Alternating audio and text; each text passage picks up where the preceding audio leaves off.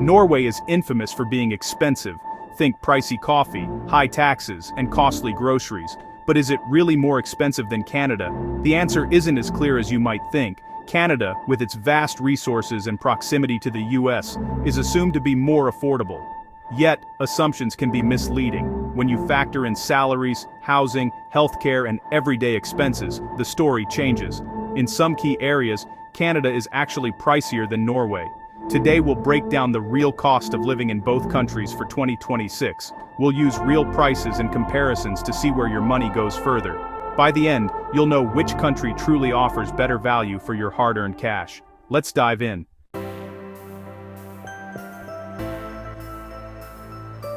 Norway and Canada both promise a high quality of life, stunning nature, strong economies, and excellent public services. But which is more affordable to actually live in? Norway's reputation for high costs is legendary, but is it deserved? Looking only at grocery or restaurant prices misses the bigger picture. What matters is how much of your income is left after all expenses. We'll compare salaries, housing, taxes, transportation, and healthcare to get the full story. Let's break it down, category by category. Here's where the real differences emerge.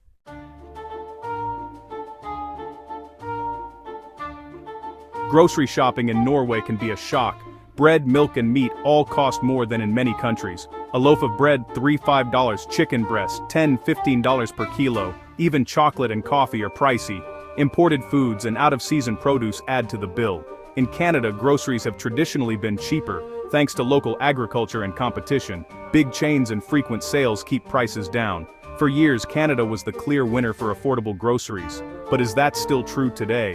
Rising prices in Canada are closing the gap. The difference isn't as dramatic as it once was. Let's see how inflation has changed the equation.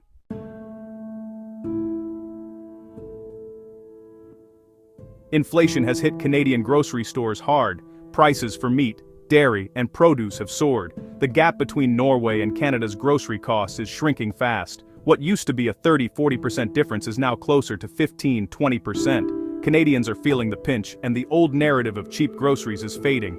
Both countries have savvy shoppers. Discount chains, store brands, and loyalty programs help stretch budgets. Cooking from scratch and shopping sales are universal strategies. For now, Canada still edges out Norway on grocery costs, but the margin is slim, and the trend suggests it may disappear soon. Winner Canada, but with a big asterisk. Rising costs mean this advantage may not last. Grocery prices are no longer a decisive factor.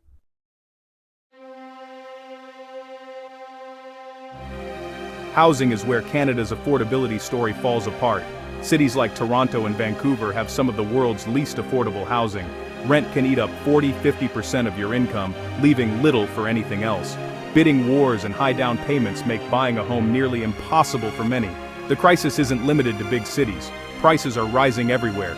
High housing costs mean long commutes, more stress, and delayed life milestones. The dream of homeownership is slipping away for many Canadians. This isn't just about high prices, it's a systemic challenge. For renters and buyers alike, the pressure is intense. Housing costs are a major threat to quality of life in Canada. The situation is dire and it's not improving. Let's see how Norway compares.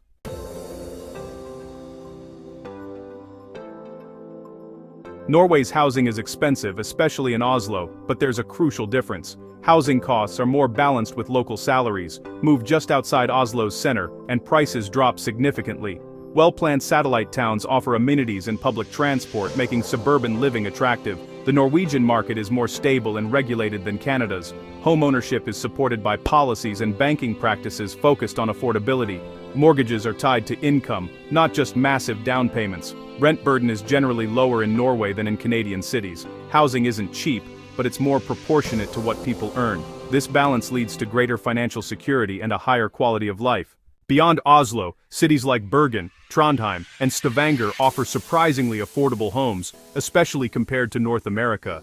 Here, strong salaries and lower property prices mean a comfortable life is within reach for many.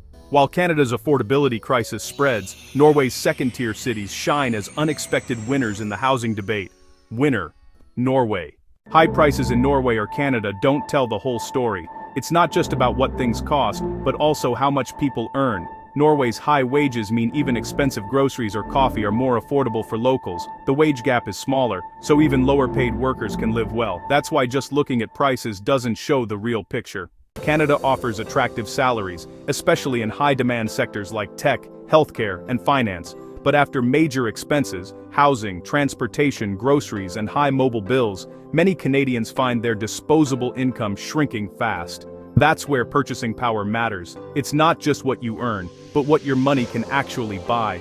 In Norway, strong salaries and lower fixed costs often mean more left over for savings and leisure. Norway's high taxes fund generous public benefits, like free education, subsidized childcare, and paid parental leave, reducing household expenses and boosting real income. While prices are higher, Norwegians have more money left over thanks to strong salaries and social support. Your money simply buys you more of what truly matters: stability, security, and a better quality of life. Winner, Norway. When people think of Norway, taxes come to mind, and yes, they're high. But those taxes fund world-class public services, free education, great infrastructure, and a strong social safety net.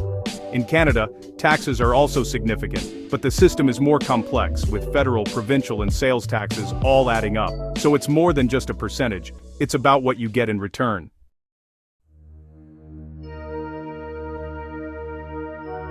Now let's talk about one of the biggest financial differences between these countries and many others: healthcare. This is where those high taxes really start to show their value. Norway offers a universal healthcare system that is funded largely through taxation and contributions to the national insurance scheme. This means that, for the most part, healthcare is not tied to your employment or your ability to pay. Every legal resident in Norway has access to medical care, regardless of their income or social status. This system provides an incredible sense of security, knowing that a health issue won't lead to financial ruin. In practice, this means that most medical services come with relatively small out-of-pocket costs. When you visit a doctor, go to a specialist, or are admitted to a hospital, you'll typically pay a small user fee, or egenandel. However, there is an annual cap on these fees. Once you've paid a certain amount in a calendar year, around $300, you receive an exemption card, and most subsequent medical services for the rest of the year are completely free. This protects individuals and families from catastrophic medical bills, ensuring that cost is never a barrier to receiving necessary care. Canada is also famous for its universal healthcare system, often cited as a core part of the national identity. Like Norway, it is a publicly funded system. Doctor visits and hospital care are generally covered by provincial health insurance plans, paid for through taxes. You can walk into a hospital with a broken arm, or visit your family doctor for a checkup without ever seeing a bill. This principle of providing care based on need, not ability to pay, is a shared value between both countries and sets them apart from nations with privatized, market-based healthcare systems. However, there are important differences. In Canada, healthcare is administered at the provincial level, which means that coverage can vary significantly from one province to another. What is covered in British Columbia might not be fully covered in Nova Scotia. Crucially, services like prescription drugs, dental care, and vision care are often not included in the universal coverage. Many Canadians rely on private insurance plans, typically provided through their employer, to cover these costs. This creates gaps in the system where access to essential medicines or dental work can still pose a significant financial burden for those without adequate private coverage.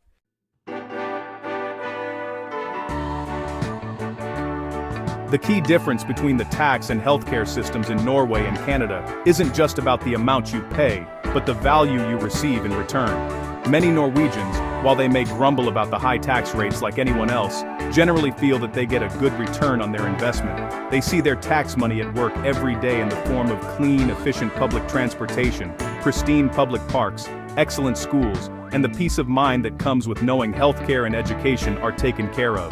There is a tangible link between the taxes they pay and the high quality of life they enjoy.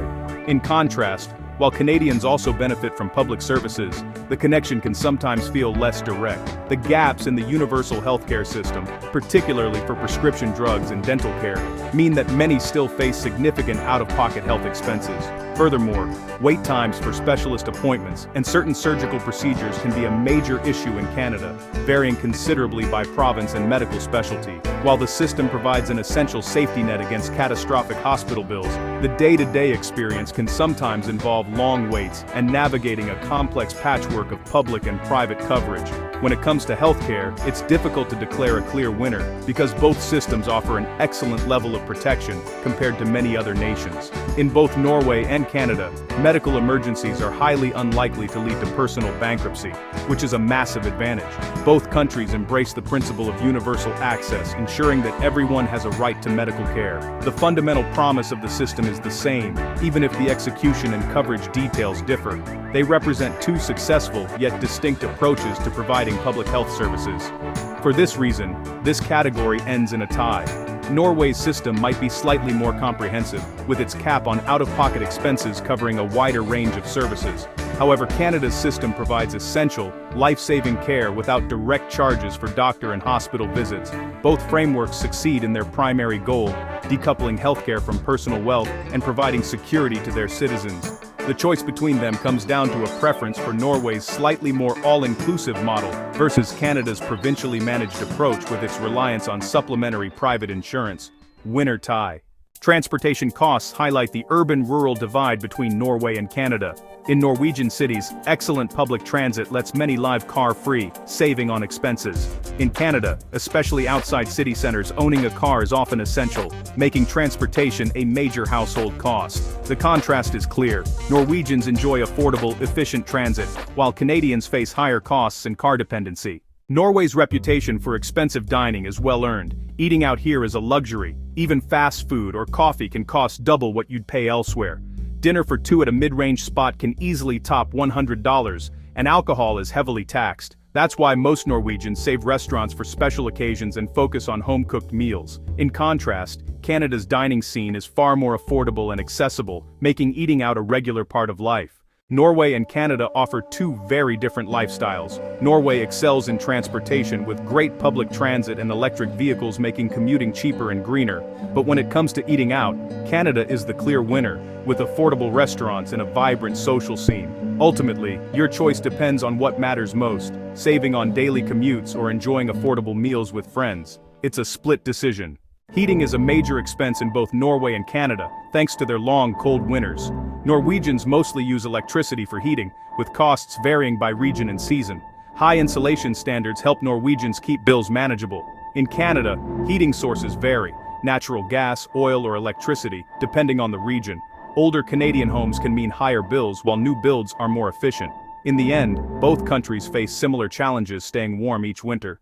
Internet and mobile bills are a key part of everyday expenses. Internet costs in Norway and Canada are similar, with both offering fast, reliable connections, but mobile phone plans are much pricier in Canada, often shocking newcomers. Norway's competitive market means better value for consumers. For most other bills, costs are close, except for Canada's high mobile prices, which stand out.